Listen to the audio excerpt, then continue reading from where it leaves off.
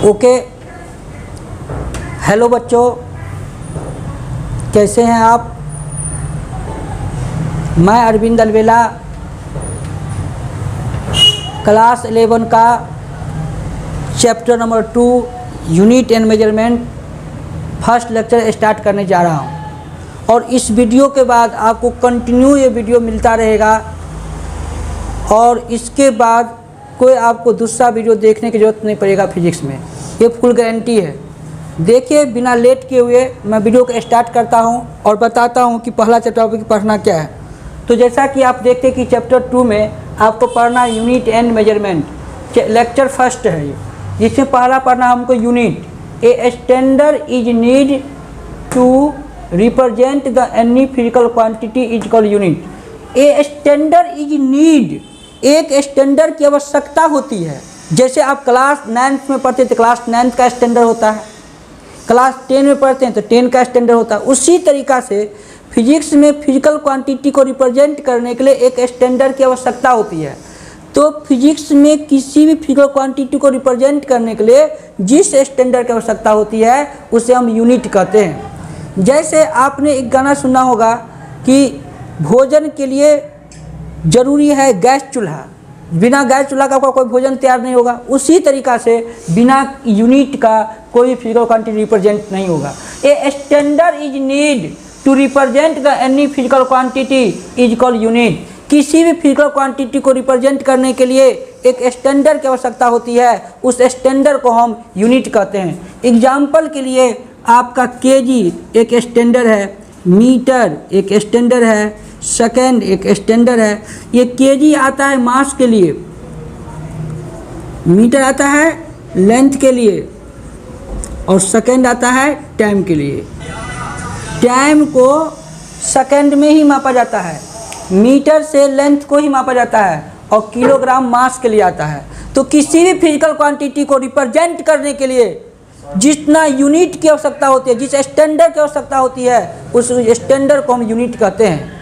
A standard is need to represent the any physical quantity is known as unit. किसी भी physical quantity को represent करने के लिए जिस स्टैंडर्ड की आवश्यकता होती है उस स्टैंडर्ड को हम यूनिट कहते हैं। There are 3 types of unit. Unit 3 type के होते हैं। तो आप देखते हैं कि 3 टाइप्स ऑफ यूनिट में क्या क्या है, आपको देखना है। There are 3 types of unit. There are 3 types of unit.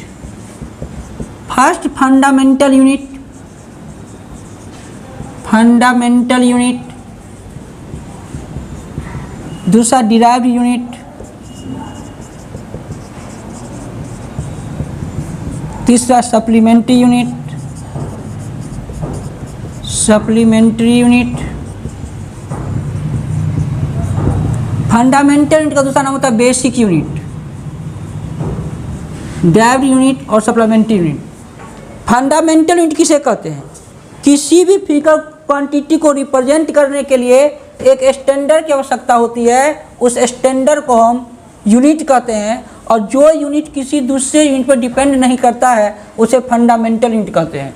Fundamental unit वो यूनिट है जो किसी दूसरे यूनिट पर डिपेंड नहीं करता है। बच्चों ध्यान दीजिए, वीडियो को देखने से नहीं होगा, ध्यान समझने से होगा। आप जितना समझ के वीडियो पर देखिएगा उतना आपको यूजफुल कंसेप्ट नज़र आएगा। तो हम आपको आगे बढ़ाते हैं, बताते हैं टाइप्स ऑफ यूनिट में। पहला बता रहे हैं आपको कि फंडामेंटल यूनिट क्या होता है। फंडामेंटल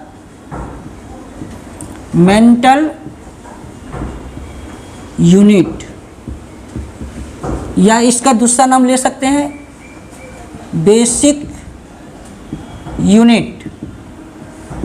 बेसिक यूनिट क्या होता है? जो यूनिट किसी दूसरे यूनिट पे डिपेंड नहीं करता है। बेसिक यूनिट क्या होता है कि जो यूनिट किसी दूसरे यूनिट पे डिपेंड नहीं करता है उस यूनिट को हम फंडामेंटल यूनिट कहते हैं। तो लैंग्वेज कैसे लिखेंगे? सच यूनिट, सच यूनिट, झूठ यूनिट नहीं, सच यूनिट। व्हिच, जो डू नॉट नहीं depend upon any other unit, किसी दूसरे यूनिट पर डिपेंड ही नहीं करता है, उसे कहते हैं fundamental unit. Such unit, such unit which do not depend upon any other unit is known as fundamental unit। अब है कि कौन ऐसा यूनिट है जो कभी दूसरे यूनिट पर डिपेंड नहीं करता है, उसका नाम जानना तो जरूरी है। तो फिजिक्स में केवल 7 ऐसा यूनिट है, केवल 7 फंडामेंटल यूनिट है जो कभी भी दूसरे यूनिट पर डिपेंड नहीं करता है, न किया है न कभी भविष्य में करेगा। तो 7 यूनिट कौन सा है आप जानना चाहिएगा, तो वीडियो को गौर से देखिए। हम लगातार आपको 7 यूनिट को जानकारी पहुंचा रहे हैं। पहला है मास, दूसरा है लेंथ, तीसरा है टाइम, चौथा है करंट, पांचवा है टेम्परेचर, छठा है अमाउंट ऑफ सब्सटेंस, सातवां है लुमिनस इंटेंसिटी। मतलब पहला फंडामेंटल यूनिट क्या है, किलोग्राम, किलोग्राम जो मास के लिए आता है। दूसरा यूनिट है मीटर जो लेंथ के लिए आता है। तीसरा होता है सेकेंड जो टाइम के लिए आता है। चौथा है एम्पियर जो करंट के लिए आता है। और पांचवा है केल्विन जो टेम्परेचर के लिए आता है। छठा है मोल जो अमाउंट ऑफ सब्सटेंस के लिए आता है। और सातवां है कैंडेला जो लुमिनस इंटेंसिटी के लिए आता है। अब सवाल है कि किलोग्राम कहाँ यूज करेंगे हम, मास के लिए। मीटर कहाँ यूज करेंगे, लेंथ के लिए। सेकंड कहाँ यूज करेंगे, टाइम के लिए। एम्पियर किसके लिए, करंट के लिए। केल्विन किसके लिए, टेम्परेचर के लिए। मोल किसके लिए, अमाउंट ऑफ सब्सटेंस के लिए। और ये कैंडेला लुमिनस इंटेंसिटी के लिए, लुमिनस इंटेंसिटी। तो आपको याद हो गया होगा बच्चों, मास का यूनिट किलोग्राम, मास का यूनिट किलोग्राम याद रखना। कभी भी चावल खरीदते थे किलोग्राम में मापते हैं। कोई जीरा हो या सोना हो ग्राम में मापा जाता है क्योंकि वो कॉस्टली होता है। जो कॉस्टली ऑब्जेक्ट है ना वो आपको याद रखिएगा कि वो हमेशा ग्राम में लिखा जाता है, मतलब छोटा मास होता है। लेकिन जो किलोग्राम होता है वो हमेशा मास में। मीटर लेंथ के लिए, सेकेंड कितना सेकेंड आप पढ़ते हैं, एम्पियर कितना एम्पियर करंट पास कर रहा है, कितना टेम्परेचर मतलब कितना केल्विन है, किसी पदार्थ की मात्रा कितना है, मोल जिस केमिस्ट्री में ज़्यादा मोल कंसेप्ट पढ़ते हैं, लुमिनस इंटेंसिटी ज्योति तीव्रता जिसका होता है कैंडेला। तो यही फंडामेंटल 7 यूनिट से पूरा फिजिक्स बना हुआ है। फंडामेंटल से जितना बनेगा सारा ड्राइव्ड होगा। तो फंडामेंटल यूनिट वो यूनिट है जो किसी दूसरे यूनिट पर डिपेंड नहीं करता है। याद रखना है फंडामेंटल यूनिट कौन यूनिट होता है, जो किसी दूसरे यूनिट पर डिपेंड नहीं करता है। जो यूनिट दूसरे यूनिट पर डिपेंड कर जाएगा वो तो फंडामेंटल हो ही नहीं सकता है। फंडामेंटल यूनिट वही होगा जो किसी दूसरे यूनिट पर डिपेंड ही नहीं करता है। तो फंडामेंटल यूनिट कौन यूनिट है समझ गए आप, जो यूनिट किसी दूसरे यूनिट पर डिपेंड नहीं करता है। जो यूनिट किसी दूसरे यूनिट पर डिपेंड नहीं करता है उसी को फंडामेंटल यूनिट कहा जाता है। अब फंडामेंटल यूनिट का दूसरा नाम होता है बेसिक यूनिट। अब नेक्स्ट सेकेंड जो है वो हमारा है derived unit, DERIVD unit, derived unit. Such unit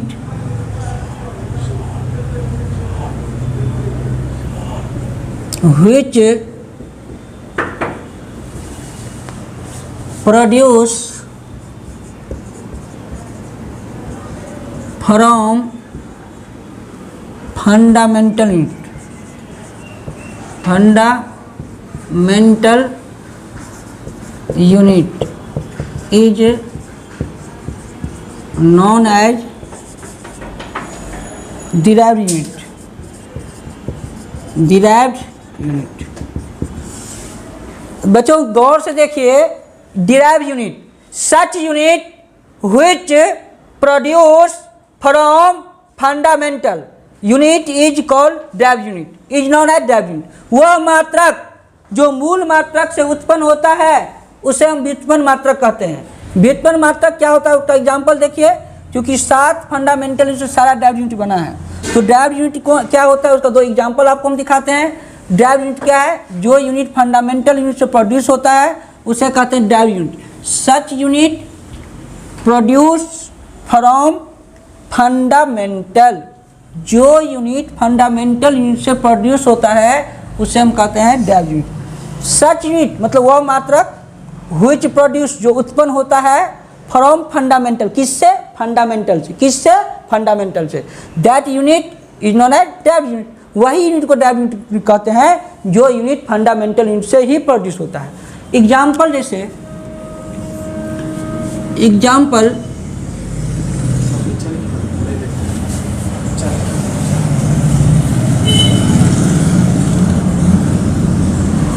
example of derived unit, जैसे फर्स्ट एरिया, किसी जगह एरिया क्षेत्रफल, तो एरिया फॉर्मूला लिख दीजिए लेंथ इंटू ब्रेथ। लेंथ का हो गया मीटर, ब्रेथ का भी होगा मीटर, तो ये हो जाएगा मीटर स्क्वायर। तो मीटर स्क्वायर किसका यूनिट हो गया? एरिया का। और जो मीटर स्क्वायर हो गया वो डेराइव्ड यूनिट हो गया। Metre square is the derived unit. Metre square is derived unit. Derived unit, ये डेराइव्ड यूनिट हो गया। और जैसे वॉल्यूम होगा तो सिंपली हो जाएगा, हमको वॉल्यूम लिखना है VULUME वॉल्यूम। इसका फॉर्मूला होगा L into B into H. L का भी मीटर, लेंथ का भी, ब्रेथ का भी मीटर, हाइट का भी मीटर। ये मीटर पावर 1 + 1 + 1 3 है, ये मीटर क्यूब। तो मीटर क्यूब किसके लिए आ गया आपको? वॉल्यूम के लिए। तो यही एरिया हो या वॉल्यूम हो या डेंसिटी हो, डेंसिटी का निकालिएगा तो मास का केजी और वॉल्यूम का मीटर क्यूब, तो केजी मीटर माइनस क्यूब। ये 3 यूनिट जो है डेराइव्ड यूनिट का एग्जाम्पल था। बच्चों आपका जो डेराइव्ड यूनिट था उसका एग्जाम्पल आप देख लिए।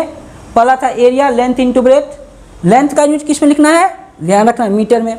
ब्रेथ भी किस में होगा? मीटर में। जैसे नदी की चौड़ाई को यदि आप मीटर मापते हैं तो लंबाई को भी मीटर मापना है। यदि लंबाई मीटर में है तो चौड़ाई भी मीटर में, यदि लंबाई सेंटीमीटर में है तो चौड़ाई भी सेंटीमीटर होना चाहिए। तो एरिया कोई भी होगा तो उसका SI इंटू मीटर स्क्वायर हो जाएगा। वॉल्यूम हो जाएगा length into breadth into height, metre into metre into metre, मतलब मीटर क्यूब हो जाएगा। डेंसिटी निकालना है तो मास बताओ, तो मास का किलोग्राम, वॉल्यूम का metre cube, KG metre cube. ये डेराइव्ड यूनिट का यूनिट। लास्ट यूनिट है सप्लीमेंट्री यूनिट। जो यूनिट डेराइव्ड यूनिट का हेल्प करता है उसे हम कहते हैं सप्लीमेंट्री यूनिट। लास्ट आपका होगा सप्लीमेंट्री यूनिट। डेराइव्ड यूनिट के बाद